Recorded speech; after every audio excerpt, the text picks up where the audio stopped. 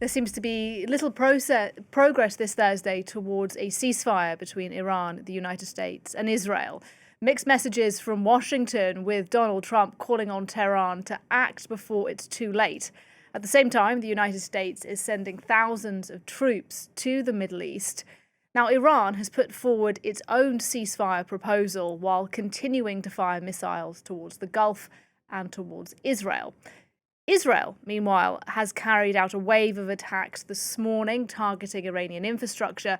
Heavy strikes were reported in particular around the city of Isfahan. And Israel's defense minister today says the head of the Iranian Navy has been killed.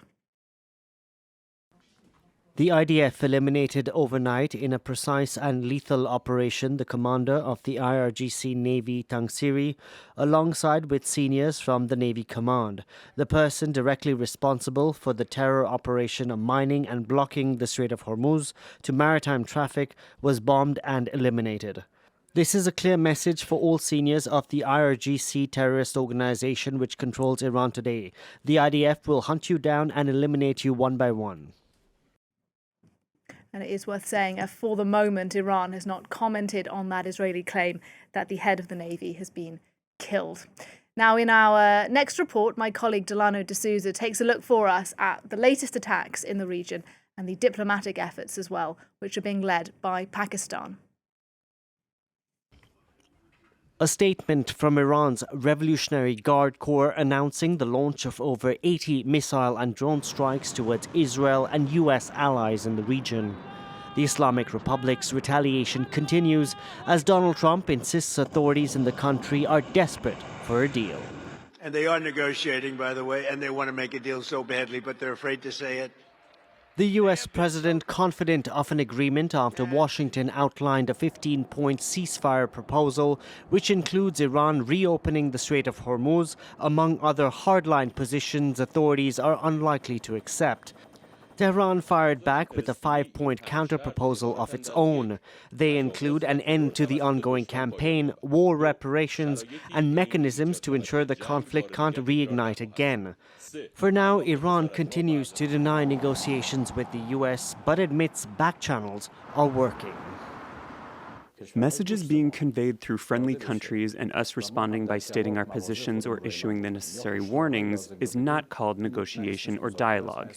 It is simply an exchange of messages through our friends. On Monday, Donald Trump appeared to backtrack when he announced a 5-day pause to his threat to target Iran's power infrastructure over Tehran's refusal to loosen its grip over the Strait of Hormuz. The Islamic Republic had vowed it wouldn't sit idly by if that were to happen. Trump's latest pause is due to expire Friday, when thousands of U.S. Marines are expected in the region. President Trump will ensure they are hit harder than they have ever been hit before. President Trump does not bluff, and he is prepared to unleash hell. Iran should not miscalculate again. As Donald Trump oscillates between an off-ramp and an escalation in the conflict, the U.S. president is reportedly mulling an American takeover of Iran's Khag Island, a move Tehran says won't just paralyze shipping in the Strait of Hormuz, but throughout the Gulf. Well, as I mentioned earlier on, heavy strikes on the Iranian city of Isfahan have been reported today. In Israel, sirens sounded early this morning in parts of Tel Aviv, and explosions later on were heard in Jerusalem. Well, I'm pleased now to welcome to the programme Danny Citrinowicz. He's a senior researcher at Israel's Institute for National Security Studies, and he joins us from Tel Aviv. Hello to you, and thank you for speaking to France 24. Thank you for inviting me. Look, it seems that the US president is now looking for some kind of off-ramp to get out of this war, pushing Iran to negotiate. I presume Israel is not looking for that right now. Well, we are getting close to a decision point in this war. And I think President Trump will have to decide whether to try to reach an agreement with the Iranian regime. It's not going to be easy because they are radicalized, because there is decentralized regime right now. It's very hard to come to one unified voice. On the other hand, he can choose to expand the war whether to use infantry, the Marines, and conquer Khag Island or the islands in the entrance of the Hormuz Straits, or to attack the civilian infrastructure in Iran. So he has to make a decision. He can, of course, postpone the ultimatum, but I think the chances now for reaching agreement are quite slim. In regarding Israel, I don't think in Israel people think that the gaps right now are allowing an agreement, but I think Israel is afraid that President Trump is trying to look for an off-ramp, even offering some sort of compromises to the regime, to the Islamic regime, in order to stop the war.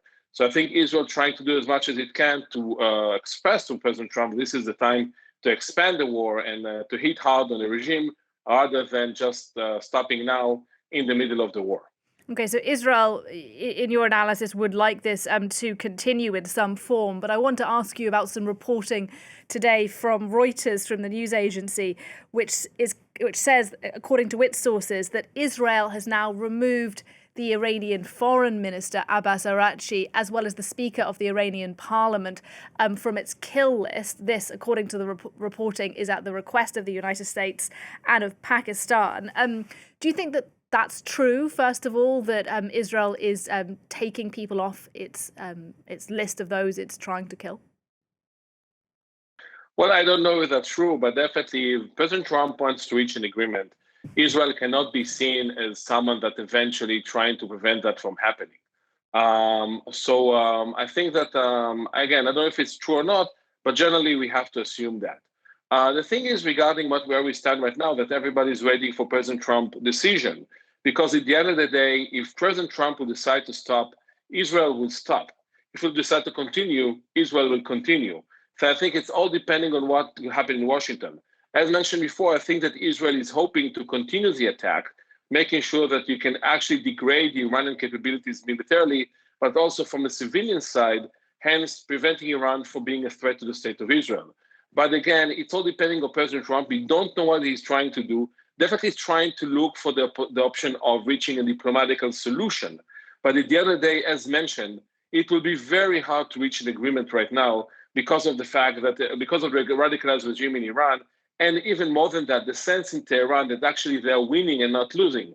So reaching an agreement with them based on those 15 points that the administration actually sent to the regime, it will be very hard to do so. And tell me a bit more about that, why it is that you think that Iran has a sense at this moment that it has the upper hand in the war, even though, of course, Israel and the United States are far greater military powers.